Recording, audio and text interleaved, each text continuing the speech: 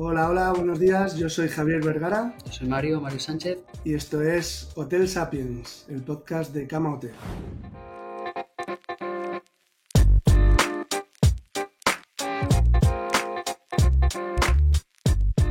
Bueno, buenos días. Hoy tenemos aquí un invitado especial.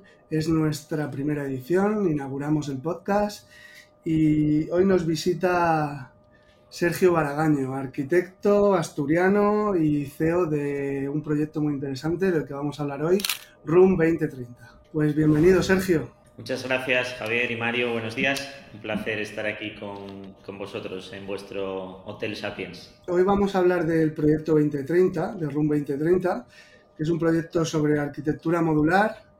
Y quería preguntarte directamente, ¿cómo comenzó tu viaje en ese mundo de la arquitectura modular? Pues realmente empezó hace mucho tiempo ya, casi 20 años, con un concurso que ganamos para hacer una terminal de cruceros en Bilbao. Y en el pliego del concurso había un poco de pequeña trampa, ¿no? Porque estás obligado a entregar ese edificio a la autoridad portuaria en 6 meses, ¿no? Un edificio de 3.000 metros prácticamente que se tenía que entregar en 6 meses y que tenía que llevar una ampliación con el edificio ya en funcionamiento. Y a partir de ahí, cuando ganamos el concurso, abrimos el champán en la oficina y empezamos a investigar cómo poder fabricar ese edificio, porque era la única forma de poder cumplir esos plazos, ¿no? Hacerlo en fábrica y trasladarlo en módulos 3D al emplazamiento final en la ría de Bilbao, en la entrada justo en Guecho. Y bueno, la verdad es que fue una experiencia que marcó un poco un antes y un después, ¿no? A partir de ahí ya todos los edificios, todos los clientes que fueron viniendo, hicimos sus edificios en fábrica de diferente manera, de diferentes tipos de edificio, pero siempre fabricados, ¿no? Digamos. Ese fue un poquito el inicio, digamos, hace mucho tiempo ya, ¿no? Marcó como un modelo de arquitectura, ¿no? A partir de ese momento ya os tirasteis de cabeza hacia ese modelo. Sí, la verdad es que al final es un sistema y un modelo que yo creo que, bueno, primero como técnicos, ¿no? Pero luego hablaremos de algunas ventajas pues para clientes y para diferentes actores, pero yo creo que en mi caso por lo menos no hubo una marcha atrás, ¿no? Era un sistema que ya a partir de ahí seguimos evolucionando, investigando hasta que, bueno, hace unos años empezamos con Room 2030, con una nueva marca y con un nuevo proyecto que os explicaré ahora un poquito más adelante. Una pregunta, antes de entrar en las ventajas para los clientes y la flexibilidad que aporta la arquitectura modular, también el nombre de Room 2030, que pensamos que guardará alguna relación con esos objetivos de desarrollo sostenible, ¿qué aporta a nivel de sostenibilidad la arquitectura modular de Room 2030? Yo creo que es, Mario, uno de los valores desde el principio del proyecto, ¿no? O sea, al final, el propio sistema modular, el propio hecho de hacer un edificio en una fábrica, ya lleva implícito una sostenibilidad, digamos, extra, en el sentido de que es una fabricación seca, no hay consumo de agua, no generamos prácticamente residuos, todo está mucho más controlado. Bueno, lo sabéis mejor que yo, ¿no? En el entorno fabril, al que estáis muy acostumbrados también vosotros, pues al final todo el control de producto, de gestión de residuos es muchísimo más sencillo que una obra tradicional. Y luego además el impacto sobre el terreno final es muy pequeño, en el sentido de que nosotros fabricamos todo fuera, lo que ahora se empieza a llamar ya off-site, ¿no? Y el montaje de ese edificio, sea el que sea, en el emplazamiento final es muy rápido, ¿no? Con muy poco impacto sobre el vecindario, con muy poco impacto sobre el terreno. Entonces, bueno, en el propio ADN del sistema ya hay un plus de sostenibilidad. Yo te quería preguntar, porque el proyecto Room 2030, por lo que he oído y he escuchado de ti en otras entrevistas, agrupa a un consorcio de empresas que va más allá de la mera arquitectura. No es solo el diseño del habitáculo como tal o del espacio, sino que en ese consorcio de empresas se contempla la sostenibilidad mucho más allá. Explícanos un poco en qué consiste. Sí, como dices, Javier, o sea, nacemos de un consorcio de innovación. Un poco también ligándolo con la pregunta de Mario de antes, ¿no? El proyecto nace realmente de una ampliación de un hotel, de un NH Collection, donde nos encarga un edificio en altura para conectar a un edificio existente, ¿no? En un emplazamiento muy complicado en el centro histórico de Avilés. Es una ampliación de 22 habitaciones y planteamos una habitación 23 que la idea era que llegase de fábrica y se colocase en la azotea del edificio, que fuese como una suite, etcétera, etcétera, ¿no? Ese es un poquito el origen, yo creo, real de Room 2030. A partir de ahí, con ArcelorMittal empezamos a trabajar en cómo fusionar hábitat y tecnología y buscamos cómo rodearnos de empresas muy innovadoras en su sector. Ahí se configura un poco el consorcio Room 2030, donde Ecus es miembro casi, os diría, del primero, ¿no? También por todo vuestro expertise hotelero y toda la conexión que tenéis con el sector hotelero. Y nos rodeamos de otra serie de empresas, grandes compañías como Saint-Gobain, Schneider, Roca, Finsa, y luego compañías medianas como son Norma Group, como sois vosotros, como es Geopanel, y estamos trabajando durante 2 años en consorcio para generar una suite de hotel, ¿no? Un Living Lab que todavía está vivo y donde, como sabéis, seguimos probando desarrollos y probando tecnologías.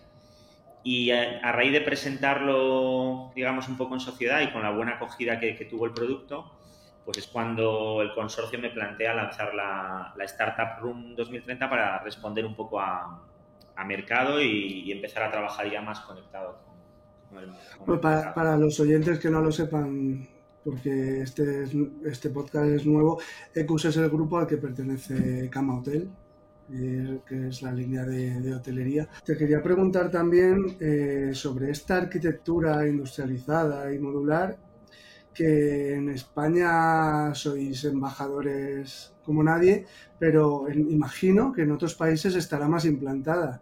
¿En qué países y qué desarrollo ha llevado esto en otros países fuera de España y cómo lo prevés que va a ser aquí en España?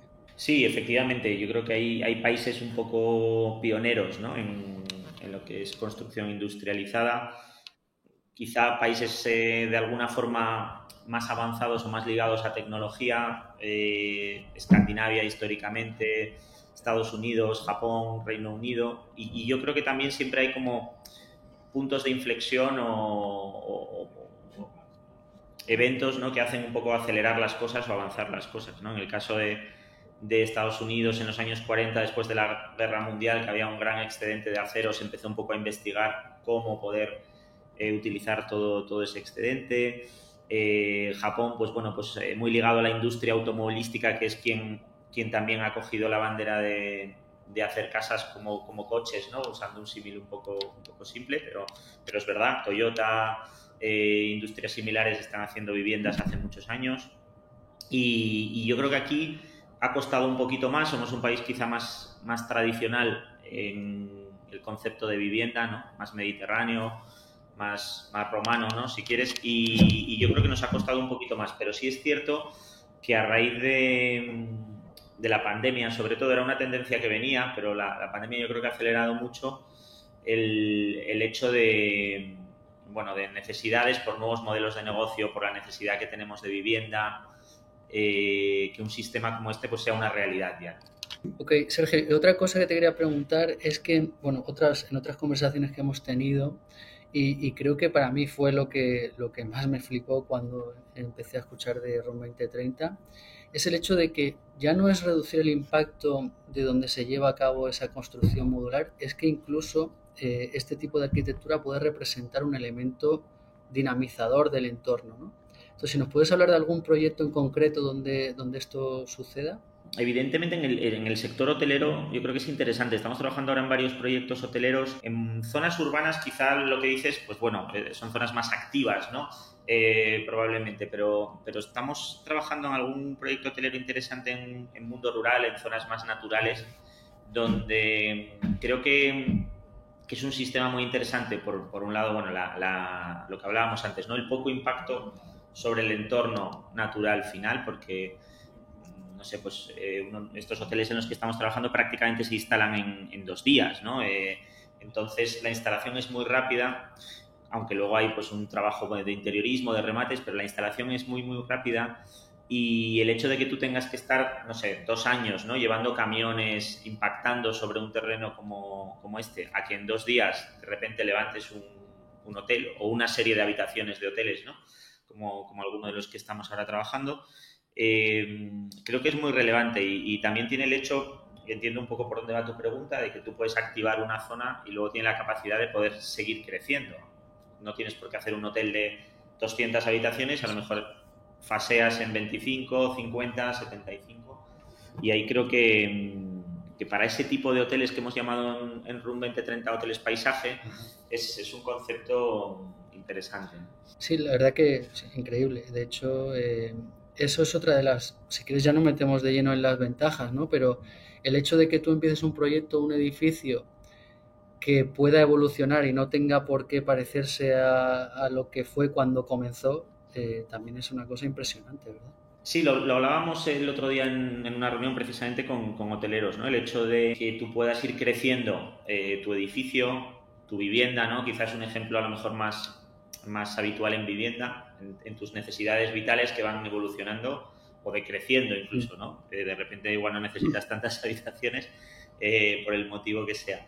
Y luego también el hecho de poder llevarte ese módulo habitacional o esas habitaciones, sobre todo cuando se trata de vivienda o de lo que hablábamos antes, ¿no?, de suites o de villas más colocadas en el paisaje, que incluso ahí estamos trabajando financiación en renting y que precisamente el renting lo habilita el que tú puedas llevarte esa habitación al cabo de unos años a otro lugar o que el banco en este caso pues te pueda renovar ese bien. Interesante.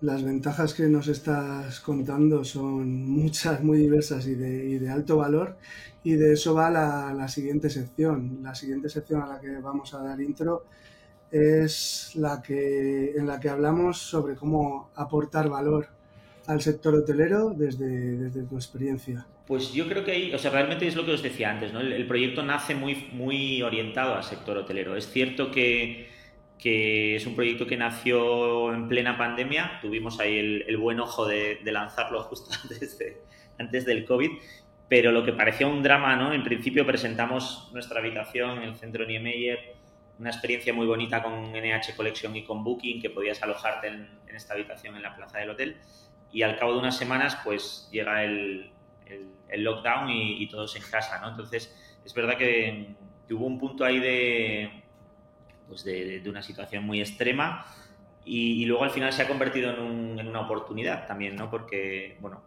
es cierto que ha habido un valle en el sector hotelero que ahora ha vuelto a remontar con muchísima fuerza, y estuvimos trabajando mucho estos años también en el sector residencial, oficinas, en otro tipo de edificios, pero sí es cierto que se ha acelerado mucho todo en ese sentido, ¿no? Entonces, a nivel de ventajas en el sector hotelero, yo creo que es clave el tiempo. O sea, estamos haciendo hoteles como mínimo en la mitad de tiempo que en construcción tradicional.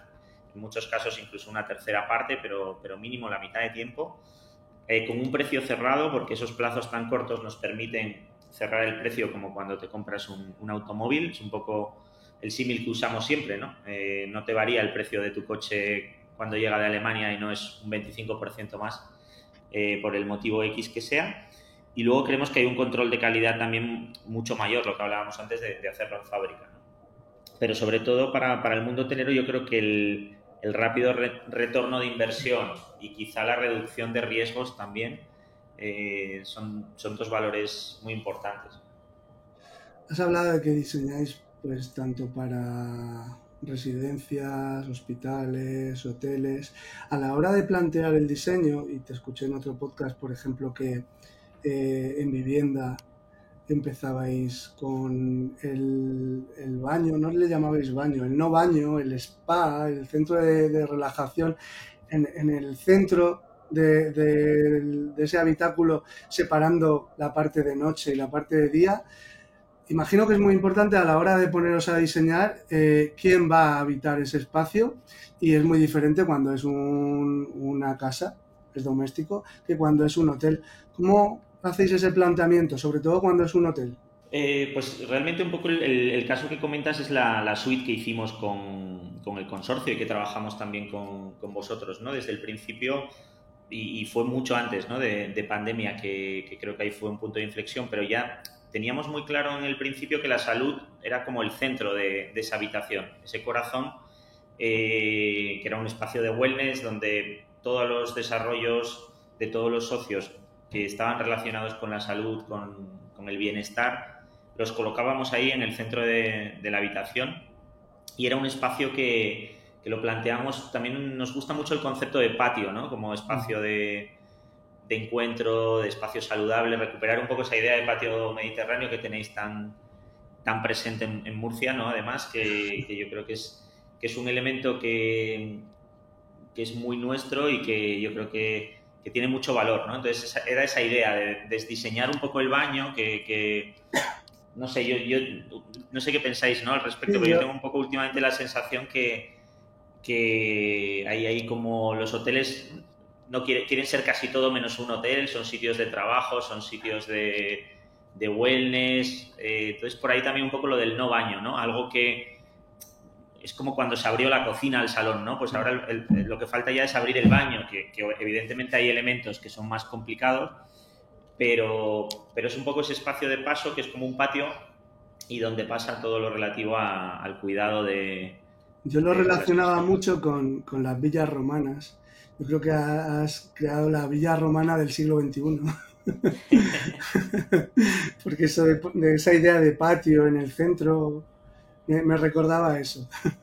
A vivir Pues, ese espacio de wellness de una manera muy mediterránea, sí. Eso es un muy buen ejemplo, ¿no? Ojalá, o sea, al final es verdad que cuando empezamos con Room estaba muy presente también todo el espacio del patio japonés también, como lugar de tránsito y la parte de agua. Bueno, yo creo que ahí también vosotros estáis trabajando mucho en wellness, en bienestar alrededor del descanso y era un poco esa idea, ¿no? De que es un punto muy central en el concepto. Y Sergio, ¿dónde ves más, o quizás no haya ninguna limitación, ¿no? Pero ¿ves más enfocada la arquitectura modular al hotel puro y duro urbano, al rural, a las residencias de estudiantes? ¿Hay alguna diferencia también en cuanto a tendencias de diseño entre uno y otro? O sea, ¿puede variar dependiendo de la tipología? Sí, hombre, nosotros hemos trabajado mucho, Mario, el concepto habitación, ¿no? Unos módulos habitacionales que tenemos diferentes tamaños, que se pueden adaptar a diferentes programas y yo creo que al final un poco el concepto de hotel, residencia de estudiantes, residencia de ancianos y todos los modelos nuevos que hay mixtos, ¿no? De co-living, coworking, etcétera, al final son conceptos muy parecidos, ¿no? Nosotros siempre decimos, ¿no? Que tenemos producto que se puede un poco ir adaptando a diferentes modelos, ¿no? Entonces, en ese sentido, lo que es muy interesante con nuestro sistema es repetir habitaciones, ¿no? Es como hablábamos antes, o sea, no tiene ningún sentido hacer un coche de forma artesanal, que hay quien lo hace y que tiene su valor, ¿no? Pues, no sé, te compras un Aston Martin y sabes que te lo hacen y que te cuesta 3 vidas pagarlo, pero lo puedes hacer, ¿no? Yo creo que la construcción al final probablemente acabe llegando a algo así, o sea, algo que existe, pero que al final es tan artesanal, tan complicado de encontrar y probablemente tan caro en un futuro cercano, que la producción en serie es lo que realmente le da valor a la industrialización, repetir N veces una habitación. Y además yo quería sumar que veo otra ventaja, además de la de repetir, la posibilidad de escalarlo y las posibilidades como hotelero que te puede dar poder probar, poder hacer una prueba en un hotel, estábamos hablando de un entorno rural, y poner, por ejemplo, 5 módulos, haces 5 habitaciones y si va bien puedes crecer, porque te da esa posibilidad que otro tipo de construcción no te da y puedes ir ampliando con cierto control. Esa posibilidad Sí, yo la veo sí. también muy interesante. Sí, es un poco lo que hablábamos antes de reducir el riesgo, ¿no? Vosotros estáis muy habituados a hacer pilotos siempre que trabajáis en un hotel. En este caso nosotros lo que hacemos es el piloto 3D real en fábrica de una habitación, que es la que se va a transportar y se va a ir instalando, y una vez que validamos esa habitación, pues empezamos a fabricar, ¿no? Y efectivamente lo que dice se puede ir escalando con las necesidades del hotel. Y Sergio, alturas, en este momento, ¿cuánto sería el máximo posible o es apilable, ¿no? Siempre lo comentamos a veces, Mario, sabes que España somos un país muy bajito en construcción, ¿no? Bueno, está Benidorm, tenemos Benidorm. Tenemos Benidorm, que es un buen ejemplo, es verdad, pero en general yo creo que, bueno, ahora está cambiando un poco, ¿no? Pero siempre hemos sido un país con construcciones planta baja más 5, planta baja más 4, planta baja más 6, ¿no? Nosotros ahora estamos haciendo planta baja más 5, un hotel, que es el hotel con nuestro sistema, yo creo que más alto que se va a hacer en España probablemente, pero hay grandes ejemplos y vosotros conocéis mejor que yo, Citizen, otras compañías que están haciendo hoteles modulares en Manhattan de 40 plantas, 50 plantas, con lo cual el límite no es un límite, o sea, no es limitante la altura, ¿no? Es más un tema de necesidades, pero esas alturas de planta baja más 6, ese entorno nos manejamos bien y hay ejemplos cerca, incluso en Londres, de 60 plantas, 50 plantas. 60 plantas en modular. No, te iba a preguntar qué supone también, porque está ese vídeo tan impresionante del traslado del módulo al Niemeyer, el reto logístico que supone el trasladar esos módulos. Es clave, o sea, la logística en nuestro proyecto es muy importante. O sea, los módulos están ya diseñados un poco pensando en la logística, lógicamente, ¿no? Pero sí tenemos un modelo que yo creo que es bastante innovador. No tener una fábrica, o sea, al final vosotros hacéis un producto que se puede plegar, que se puede doblar, que lo transportáis muy fácilmente, ¿no? Al final una habitación de las que hablamos que tienen pues la suite 10x4 por 3,5, son productos importantes, ¿no? Entonces, el modelo que tenemos es lo que hemos llamado fábricas líquidas. Estamos, digamos que haciendo una especie de sistema de franquicia, ¿no? Con lo cual tenemos fabricantes diferidos por el territorio.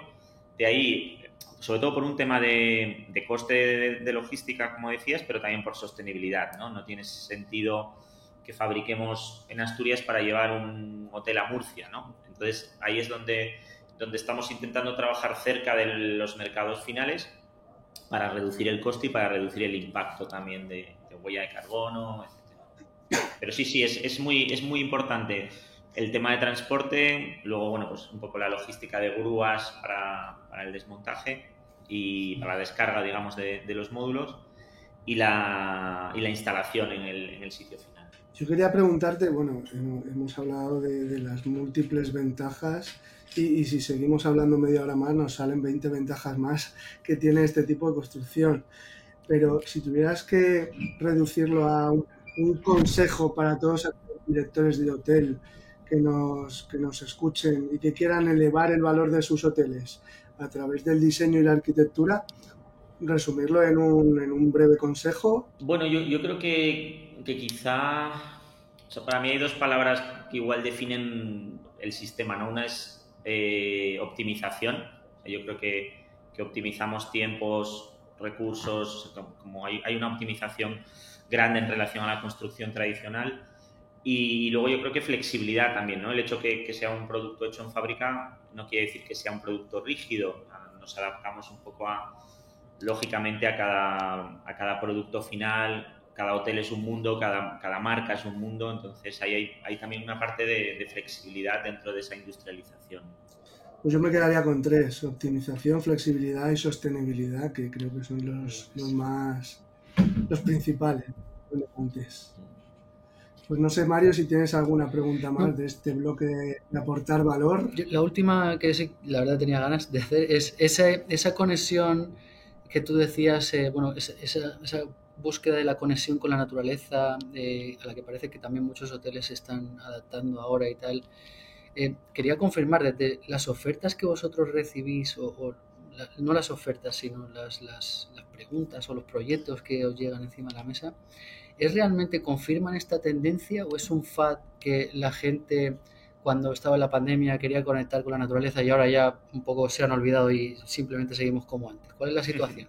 Hombre, yo creo que sí hay una tendencia real, Mario, además que la vivimos todos a nivel personal, ¿no? Al final, cada vez buscamos más la desconexión y la conexión, pues yo creo que con la naturaleza, porque estamos cada vez más lejos también en el mundo en el que vivimos probablemente, ¿no?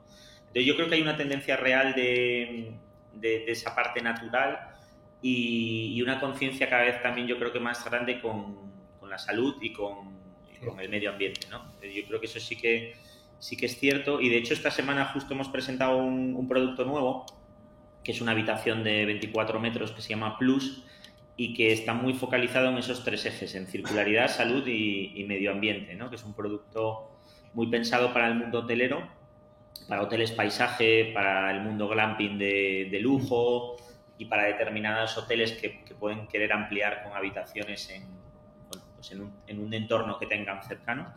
Y ahí todos los valores están muy dirigidos a lo que has comentado ahora. Tiene sentido porque es verdad que ya no es solo la conexión con la naturaleza como tal o disfrutar de ella, pero es cierto que también se habla mucho en hoteles últimamente de lo de el viaje para conectar con uno mismo, ¿no? Y supongo que todo eso está vinculado, como acabas de decir, ¿no? Ese tipo de habitaciones. Perfecto. Además, yo tengo entendido que siendo asturiano y con esa conexión con la naturaleza en el norte, además creo que seguís manteniendo la sede en Avilés, ¿verdad? Sí, estamos en Avilés. Es verdad que además presentamos en Avilés, en nuestras oficinas, el producto, que lo tenemos físicamente y que estáis más que invitados. Mario, que llevo intentando que también venga a Asturias tiempo. Sí. Y de hecho la semana pasada vendréis seguro a verlo, ¿no? Sí. Iremos. Lo conseguiremos, que vengáis a verlo y hablábamos un poco de eso, de que es un producto generado en un entorno muy natural, diseñado y fabricado en Asturias y un poco yo creo que sí que intentamos que tenga esos valores. Al final Asturias sabéis que es muy natural, pero a la vez también es muy industrial, un poco la parte de fabricación y está transformándose un poco esa parte industrial en parte tecnológica, ¿no? Yo creo que se está intentando ver cómo reconvertimos un poco toda esa industria en un valor más añadido y es cierto que en ese contexto pues nace un poco ese producto que justo hemos presentado estos días. Sí, es que muchas personas cuando ven este tipo de diseños se piensan que es nórdico, que todo se construye fuera, que se fabrica en otros países, pero no. Aquí en casa tenemos grandes diseños y grandes proyectos. Bueno, pues yo si sobre este bloque no hay más preguntas, creo que vamos a pasar a una sección que nosotros llamamos el checkout. Es una sección, un espacio un poco más personal, más íntimo, y en el que la pregunta primera es, a ver, al final cuando viajamos todos tenemos en los hoteles, cuando dormimos fuera, todos tenemos pequeñas manías y queremos pedirte que nos confieses las tuyas. Bueno, hombre, sí, la verdad es que supongo que todos, que además viajamos mucho tanto por trabajo como por placer, ¿no? A ver, a mí me encantan los hoteles, entiendo que vosotros también casi por tema profesional, ¿no? Y pasamos por muchos hoteles al final. Hombre, manía, yo soy un poquito especial quizá con el tema almohada, ¿no? Que es algo que normalmente valoro mucho y es algo que, no sé, si es personal o no, entiendo que no, porque creo que mucha gente le pasa, pero el valor del descanso en general, ¿no? El colchón, pues, lógicamente es algo que es más obvio, ¿no? Pero para mí la almohada es bastante clave, el tema de que sea algo que se adapte a lo que usas habitualmente en casa, que normalmente suele ser una almohada muy, muy ad hoc y que en los hoteles, pues cada hotel cambia muchísimo. Me pasa igual, yo no sin mi almohada, pero en los hoteles y hasta cuando voy a casa de un familiar, o sea, yo no sin mi almohada.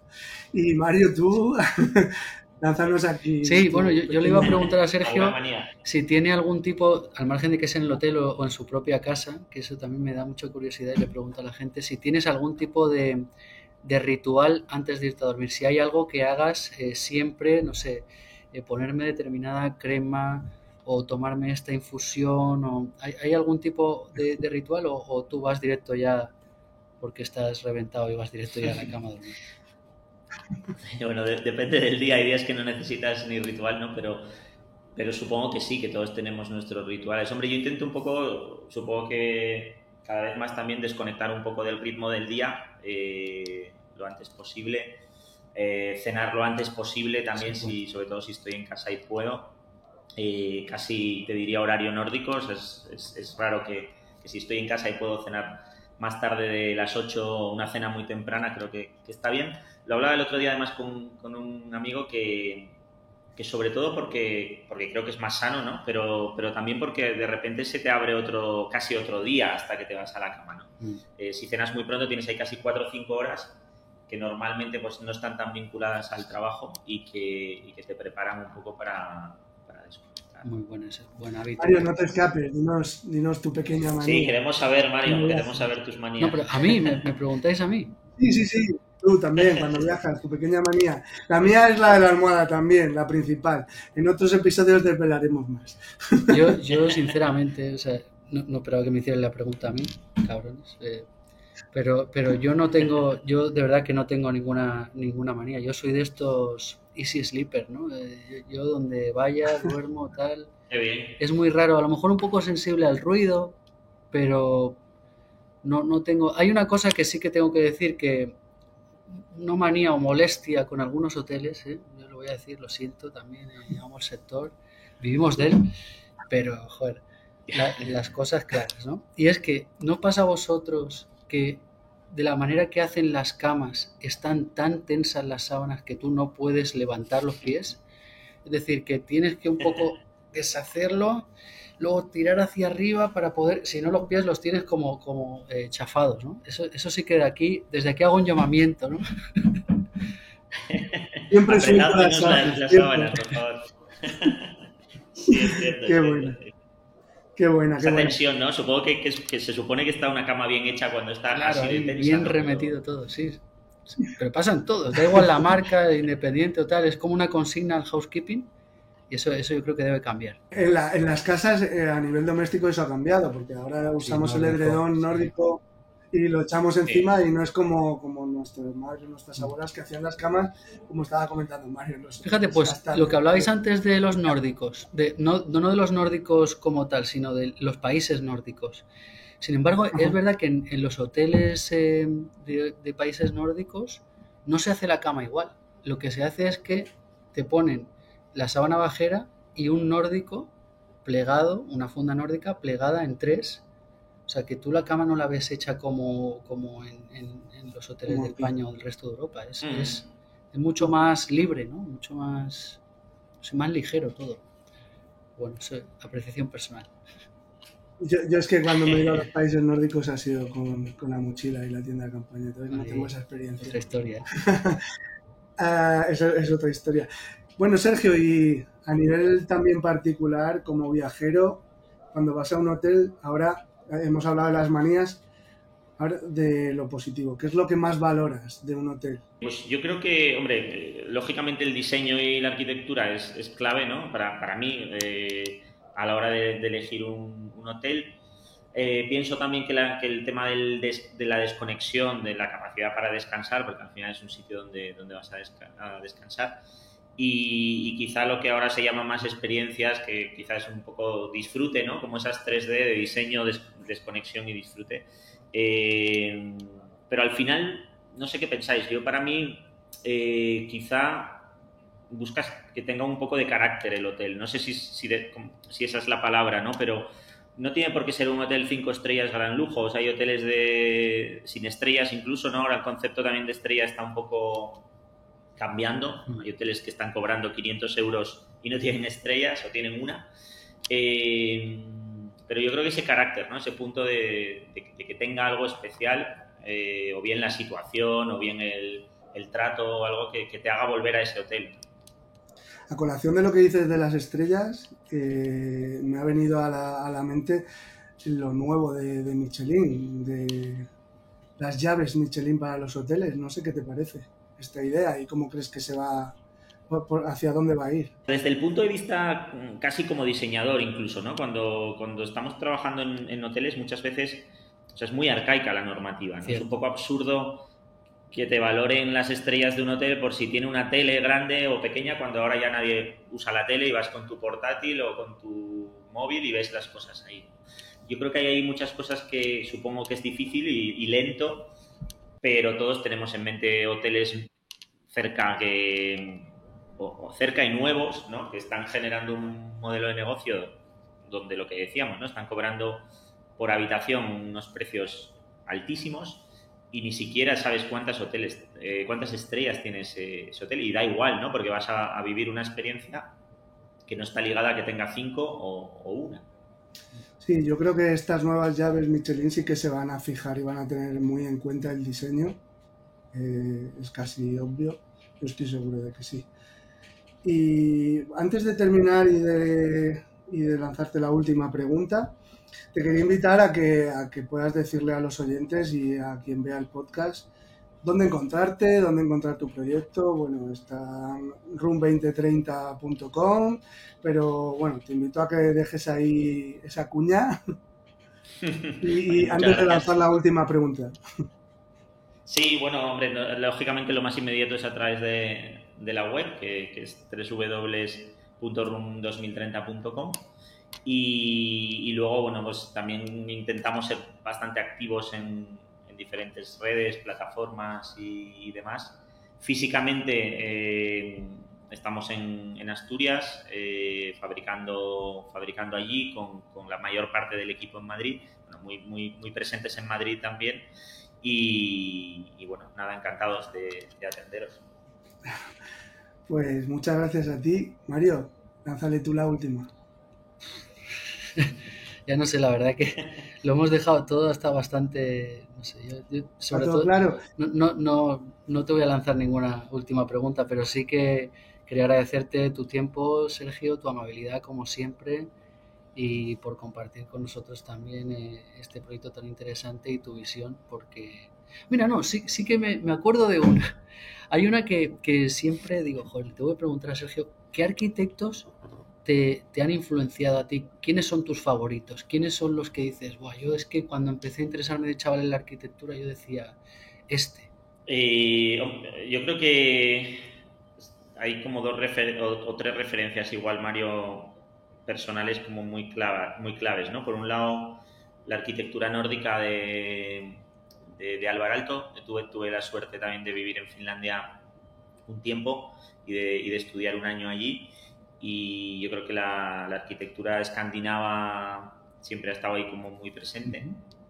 Luego Japón, en otro sentido, aunque creo que están muy conectadas también con toda la parte que hablábamos antes de naturaleza, del cuidado de la persona, de la sencillez, ¿no? De alguna manera, de la calidez también, de espacios. Toda la arquitectura japonesa tradicional y contemporánea también es muy inspiradora. Y quizá por último, las casas que se hicieron, las viviendas que se hicieron en California en los años 50, que se llaman, hay un programa que no sé si conocéis que se llama Case Study Houses, que son todas las viviendas que hemos visto en películas de Hollywood históricamente, colgadas de las laderas de Los Ángeles y tal, que son las primeras viviendas que se hicieron en fábrica y con todo el excedente que había de hierro de la Guerra Mundial, y que para mí son probablemente las mejores viviendas que se han hecho nunca, ¿no? Ya se hacían en fábrica en los 40 del siglo pasado, y que ahora parece que estamos también inventando todo el rato cosas que yo creo que son un ejemplo de buenísima arquitectura. Qué bueno. Muy bien, Sergio, muchas gracias. Pues para terminar, sí que nos gustaría que dejaras una pregunta personal para nuestro siguiente invitado, sin saber quién es, o sea, no sabes quién es y ahí está el puntito de gracia, y nosotros le haremos esa pregunta el próximo día para terminar. Tú, como has sido el primero, no tenemos pregunta previa, pero vas a ser el primero en lanzar esta pregunta para nuestro próximo invitado. Invitado secreto, ¿no? Invitado secreto. Pues, hombre, yo creo que una pregunta genérica, un poco sin saber quién puede ser, un hotel referencia, ¿no? Me imagino que todos tenemos ahí 2 o 3 hoteles siempre un poco fetiche que tenemos ahí presentes por el motivo que sea, Y quizá esa pregunta, ¿no? ¿Qué hotel está siempre un poco presente en su cabeza como referencia? Voy a hacer una pequeña trampa y como tú no tenías pregunta de ningún invitado previo, te voy a pedir que la respondas tú también. Tu hotel referencia. Menuda trampa, ¿no, Total, Javier? Sí. Uf, es muy difícil, ¿no? La verdad es que yo creo que es muy complicado elegir un hotel referencia como único, pero yo creo que en general, cuando me viene a la mente, pienso, a pesar de que me considero como muy, muy urbano, pero cuando pienso en un hotel, quizá ese concepto que hablábamos antes de hotel paisaje, de hotel integrado en naturaleza, donde puedas tener tu suite separada, bueno, muy vinculada al entorno, que hay varios hoteles con ese concepto, ¿no? Creo que es importante y se me ocurre algún hotel, pues eso, en los países nórdicos también, que tienen muy buenos ejemplos, y en Japón, que hablábamos antes, de ese concepto de hotel muy ligado al wellness, a la salud y a la naturaleza. Perfecto. Muchas gracias. Pues con esto yo creo que ha quedado un podcast, una edición muy, muy chula, muy interesante. Insistir en darte las gracias, Sergio.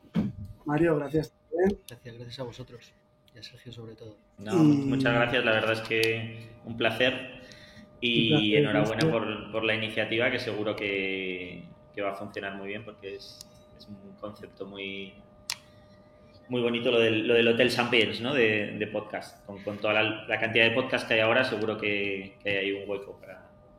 Muchas gracias. Pues hasta aquí esta primera edición de Hotel Sapiens, el podcast de Cama Hotel.